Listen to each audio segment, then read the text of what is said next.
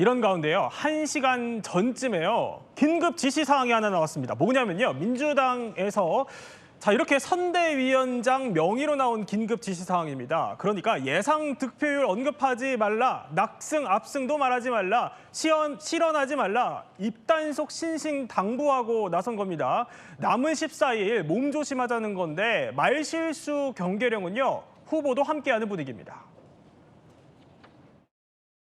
후보에게 이제 선대위 차원에서 좀 이렇게 연설 분량을 좀 줄이도록 정부적으로 조언했다 이런 보도가 있어서 일주일간 유세에 대해서 저희들끼리 이러저러한 평가면 평가이고 현장의 반응 같은 것들을 저희들이 모니터링해서 후보님께 보고하고 그런 과정들이 있었습니다.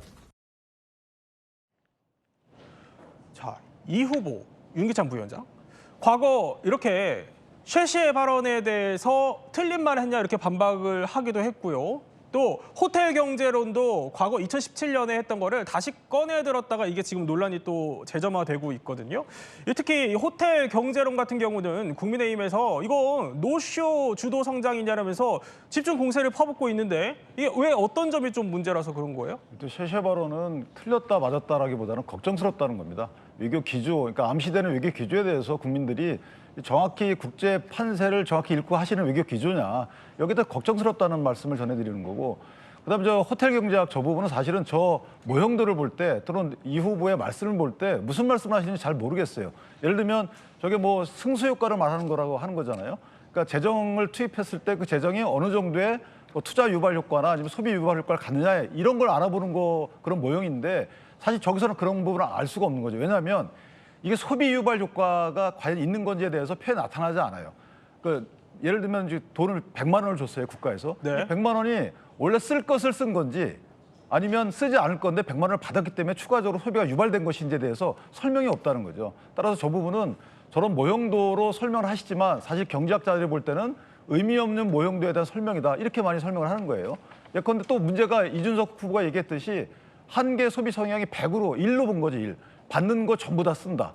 근데 꼭 그렇게 1로 한계 소비 성향이 이른 것은 극단적인 거거든요. 그러니까 글쎄요, 교과서에 저런 모형을 쓸 수 있어도 실물 경제를 다루는 대통령이 되시겠다고 하는 분이 추천하는 또는 설명하는 모델로는 대단히 부적절하다 이렇게 생각합니다. 자, 성실 부장 호텔 경제론에 대해서 어떻게 생각하시는지도 궁금하고, 그런데 이 후보가 그러니까 과거에 계속 논란이 됐던 이 포인트들을 다시 꺼내드는 이유도 궁금하거든요. 일단 호텔 경제론이라는 단어 자체를 거부를 하고요. 일단 이준석 후보가 이름 붙인 건데, 네. 그러니까 사실상 이 순환 경제론에 대해서 경제가 순환되도록 하여야 된다. 뭔가 꽉 막혀 있을 때는 재정을 투입해서 뭔가 경제의 흐름이 돈이 돌 수 있도록 해야 된다는 이런 순환 경제론에 대해서 약간 조롱 섞인 의미로 지금 호텔 경제론이라는 단어를 쓰는 거잖아요. 그러니까 이준석 후보는 경제학, 경제론 이야기하기 전에 본인이 하고 있는 이런 조롱의 정치학부터 되돌아가길 바란다는 말씀을 먼저 드리고 싶고요. 그렇기 때문에 본인이 지금 비호감도 1위 정치인인 건 아니겠습니까? 그리고 순환경제론에 대해서는 사실 이게 갑자기 하루아침에 나타난 얘기가 아니라 1960년대부터 그 경제학자들 중에서는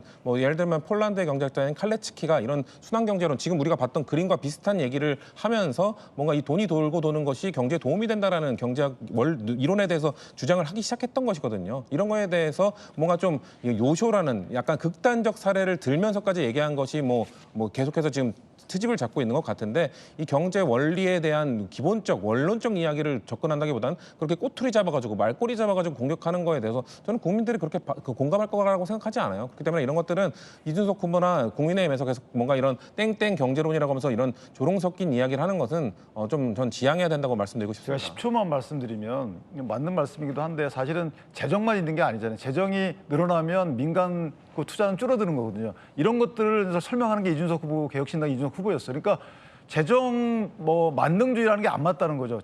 국가에서 돈을 걷어가서 쓰면 그만큼 민간 투자나 소비가 줄기 때문에 사실은 승수 효과가 커야지만 저 설명이 맞는 것인데 거기에 대해서는 설명이 안 되고 있다는 거예요.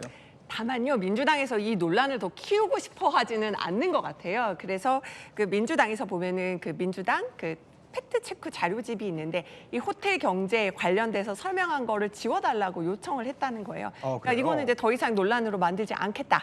있다라는 취지로 분석이 되고요. 앞에 보면은 오늘 같은 경우는 재외 국민들 만나면서 다시 시세 발언을 소환하고 본인이 이제 논란되는 발언들을 소환한 거는 다 털고 갈 자신이 있다, 충분하게 설명하겠다 이런 취지로 읽힙니다. 그럼 아까 긴급 지시사항도 그렇고 이 후보 뭐 실제 유세나 연설 좀 줄일 분위기예요?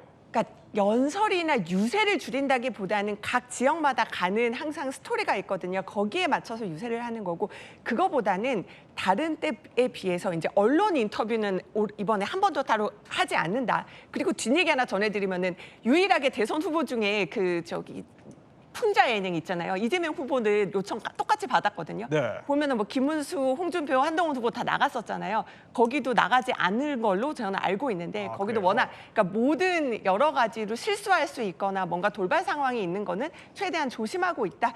이렇게 좀 설명드릴 수가 있겠습니다.